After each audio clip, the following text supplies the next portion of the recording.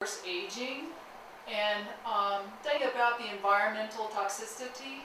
Yes, back in the day, when I was 30 years old, I was diagnosed with a lot of different things. One of them was rheumatoid arthritis, and I also knew that I had multiple chemical sensitivity because I was allergic to everything. The first time I had a piece of diet gum, diet soda, whatever, I had massive headaches. So I started reading labels and I started seeing that I was allergic to these new sugars and everything that they were introducing.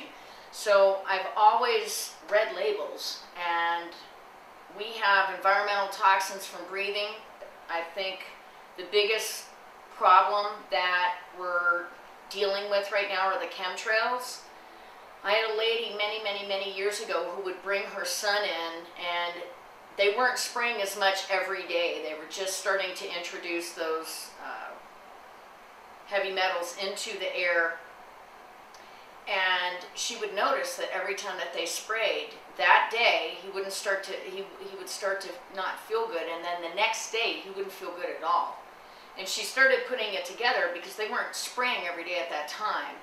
And at that time I started, since she had brought that to my attention because she's a massage therapist, then I started paying attention to that.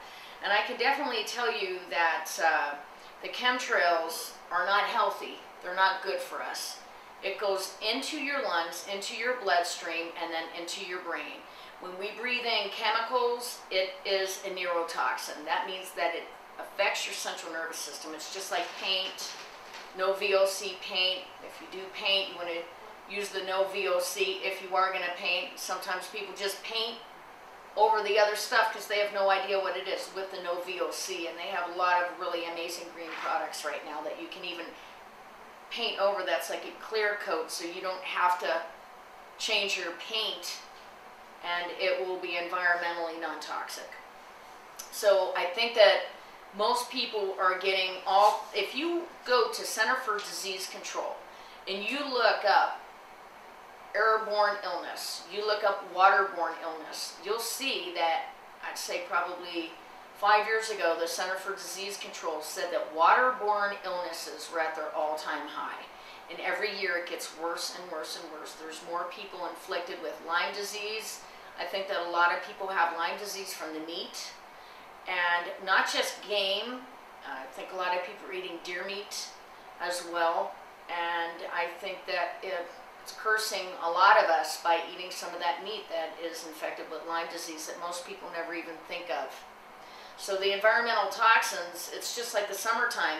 We should actually be cleansing more during the summertime because the herbicides, the pesticides that they're spraying, we're in the wind direction of California. Not to mention the pollens and the molds and the viruses and the parasites and the funguses, everything that's in the air. You actually are subjected more to neurotoxins in the summer than you are the winter. So it's actually more important to sauna and detox and cleanse during the summertime because we're affected with all of those neurotoxins.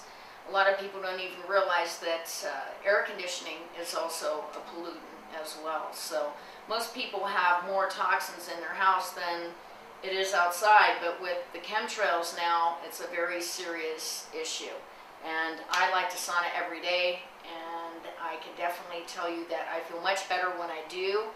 And I'm just one of those people, I don't really think it's a death sentence that if I sauna 20-30 minutes per day that it's wasting my life. It's actually enhancing my life, giving me energy, giving me zeal. And when I don't sauna every day, I feel it. And I really wish that that wasn't the case. But to me, it's a blessing at the end of the day when I come home and I can use my infrared sauna in the convenience of my own home. And I just thank God because I had so many issues, environmental issues. I had mercury poisoning. I had rheumatoid arthritis when I was diagnosed with when I was 30, and I'm 46 now. My rheumatoid arthritis is completely gone. My allergies are gone. Every single morning when I was a child, I used to expectorate.